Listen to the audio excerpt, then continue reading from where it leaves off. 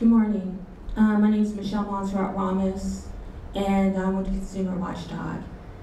I've been coming before this board for 17 years now. 17 years. And I've watched really hard times like today.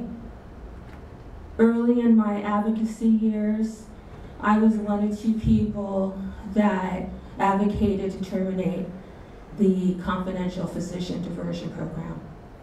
And that board listened to consumers.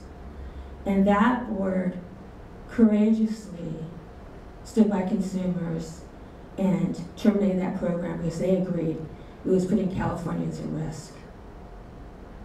There were other things that occurred after that with consumer-related legislation that was passed, uniform standards, as you know, which I spent 5 years of my life before this board pushing the board to place the law and regulations, and that was a battle as well. You'll probably remember, it was probably a couple strategic sessions, planning sessions ago, and it was just the board and me. There was no one else from the public in the room. And I think probably the only public board member here was Board President Lawson that was at that meeting. And some of the items that are in the Accountability Act were some of the issues that I brought forward.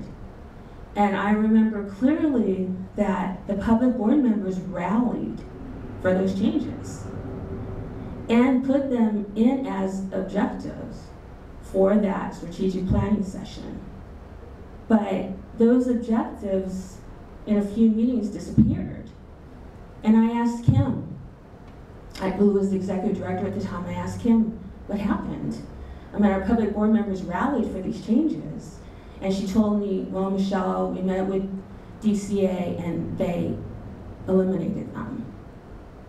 So I just wanted to give you a little bit of history. These changes that we're asking for, they're not new, like Carmen and so many people have mentioned. You know, we've been pushing for these changes for years. And it's not easy to come before this board, like Tracy and so many of the new advocates. It's not easy. It's not easy to put your grief here on the table and push for change for other Californians, but we do this. I was put in that position to do that. And as you know, yesterday I said that tomorrow's Lloyd's birthday, but next month will be the 20th anniversary of his death. And it really pains me to sit in the audience today knowing Lloyd, who actually fought for the rights of all Californians, who was a Latino political leader throughout California, not just California, but the Southwest. He fought for the rights of other people, but when he died, there were no rights for him. And